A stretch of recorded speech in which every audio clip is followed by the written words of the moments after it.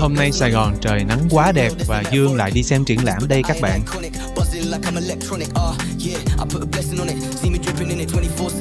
Triển lãm hôm nay mà Dương đi xem có tên là Lặng lẽ một chặng đường của họa sĩ Cao Thùy Được. Đây chắc chắn là một triển lãm đáng chú ý ở Sài Gòn vì tác giả là một cái tên uy tín không chỉ của riêng giới hội họa mà còn của nhiều thế hệ sinh viên kiến trúc và mỹ thuật đã từng học với cô. Mình thì không phải là học trò của cô, nhưng mà vì mình đã nghe mấy người bạn họa sĩ của mình nhắc về cô rất là nhiều nên mình cảm thấy là cần phải đi xem cái triển lãm này.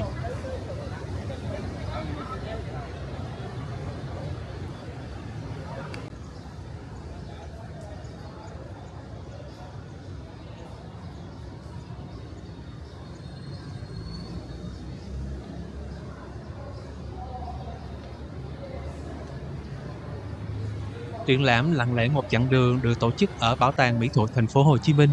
Phòng trưng bày dành cho các triển lãm định kỳ ở đây có sức chứa vài chục cho đến hơn cả trăm tác phẩm. Triển lãm này thì là triển lãm solo thứ hai của cô Cao Thùy Được, kể lại hành trình sáng tác của cô từ năm 1985 đến 2024. Do đó lượng tranh cũng không có ít. Mình rất là thích cái cảm giác đi xem và bị choáng ngợp bởi một lượng tranh lớn của cùng một họa sĩ. Thông thường thì những cái triển lãm sẽ giới thiệu từng bộ sưu tập tranh của một cái giai đoạn nhất định nào đó của người họa sĩ. Thì những cái bộ sưu tập này thể hiện cái sự quan tâm và góc nhìn của người họa sĩ trong cái giai đoạn đó. Còn những cái triển lãm mà có một lượng tranh lớn và trải dài ít nhất cũng hơn 10 năm á, thì sẽ thể hiện nhiều hơn về cá tính và một phần con người của người họa sĩ.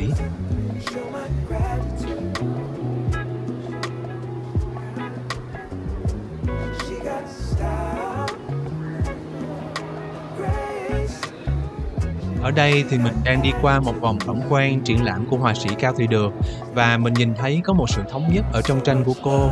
Chắc chắn là qua năm tháng con người ta có lúc thăng lúc trầm, vui buồn cũng sẽ đưa vào tranh mỗi lúc mỗi khác nhau.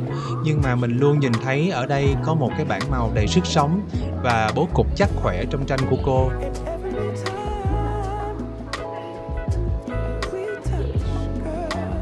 Chủ đề cô vẽ cũng phong phú, mà mình nhìn thấy nổi bật nhất vẫn là sự yêu mến của cô dành cho phụ nữ, dù cho đó là bà cụ già, người mẹ trẻ hay là cô gái đang xuân thì. Cũng có thể đó chính là một phần người phụ nữ ở trong cô. Cũng có thể lắm ha, bởi vì ít nhiều gì thì người ta cũng vẽ cái mà người ta đã có sẵn ở bên trong họ.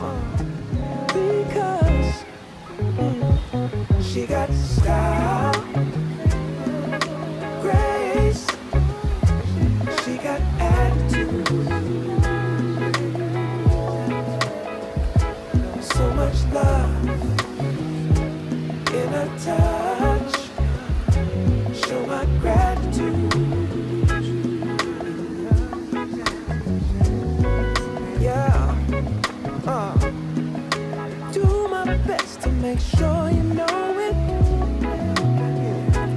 No need to speak, I let my actions show it. Yeah.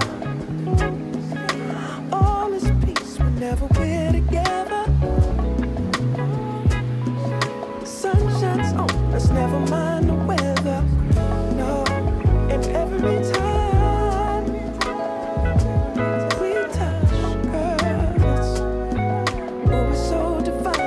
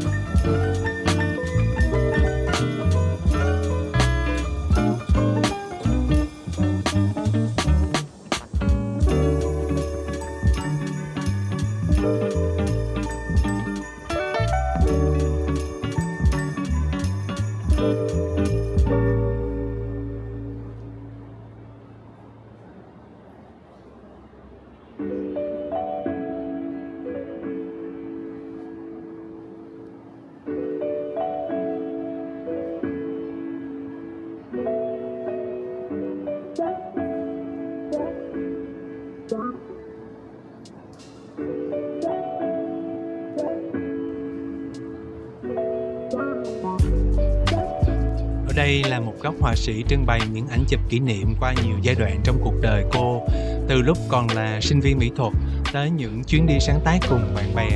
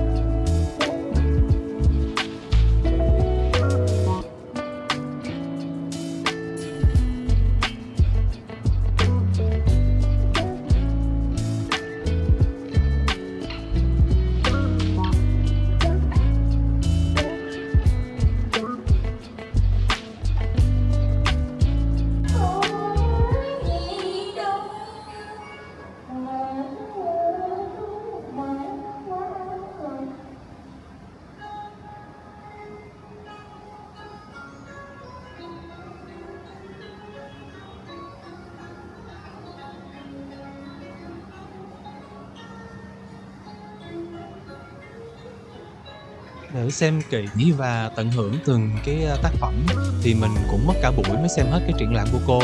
Ở đây thì mình chỉ chọn quay chi tiết một số tranh mà mình thấy rất là thích. Mời các bạn cùng ngắm nghía chung với mình nha.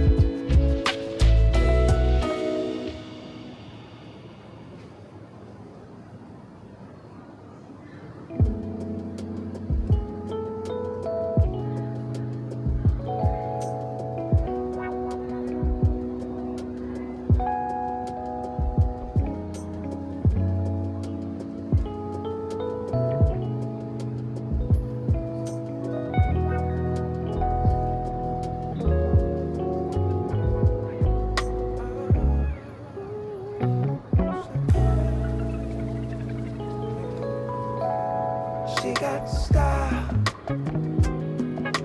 grace. She got attitude.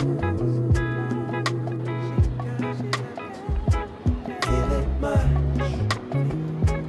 in her touch. Show my gratitude. She got style, grace. She got attitude. So much love in her touch. Show my gratitude.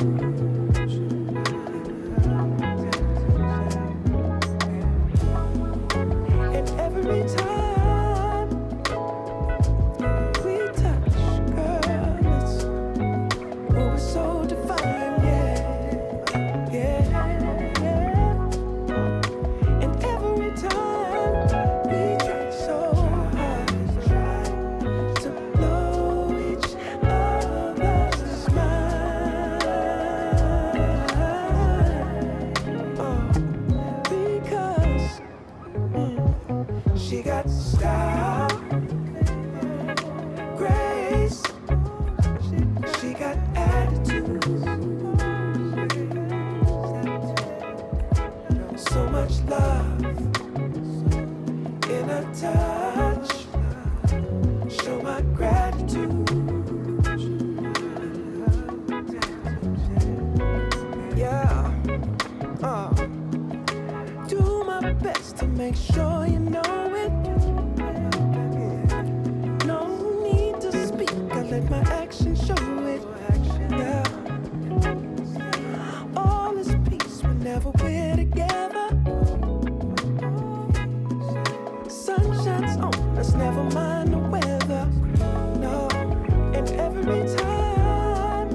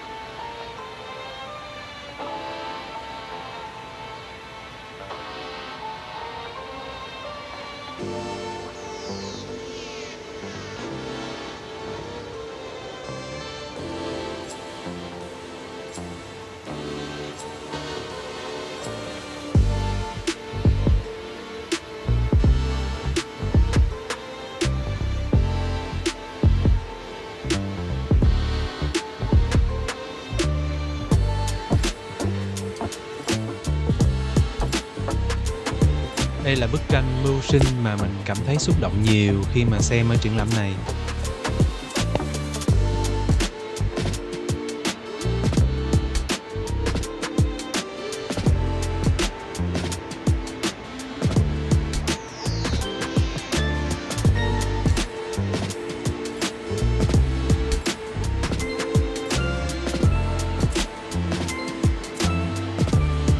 Và bức Đêm Tháp Cổ này theo mình là tác phẩm đáng chú ý nhất ở triển lãm.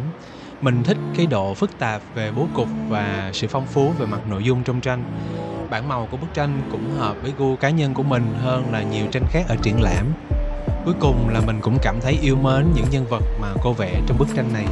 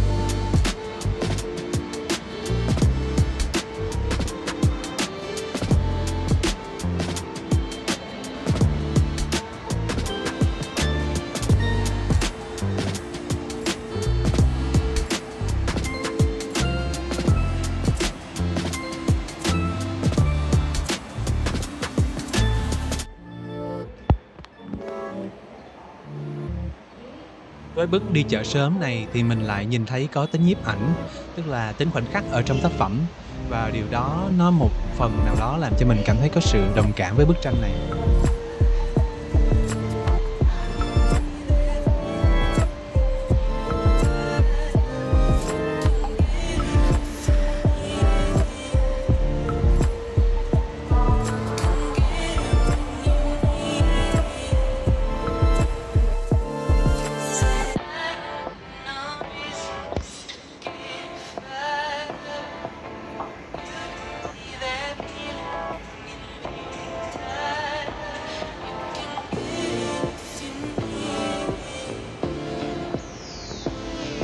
Như vậy là mình đã có một buổi sáng rất là tuyệt ở Sài Gòn.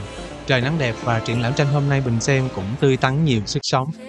Cá nhân mình thì rất nể trọng những người có đam mê và sự kiên trì theo đuổi nghệ thuật trong một chặng đường dài. Hy vọng là sau lặng lẽ một chặng đường, họa sĩ Cao Thị Được sẽ sớm trở lại với một triển lãm khác và những sáng tạo mới. Cảm ơn các bạn đã theo dõi vlog của mình nha. Mình sẽ cố gắng tiếp tục tham quan và ghi lại nhiều triển lãm thú vị nữa. Xin chào và hẹn gặp lại.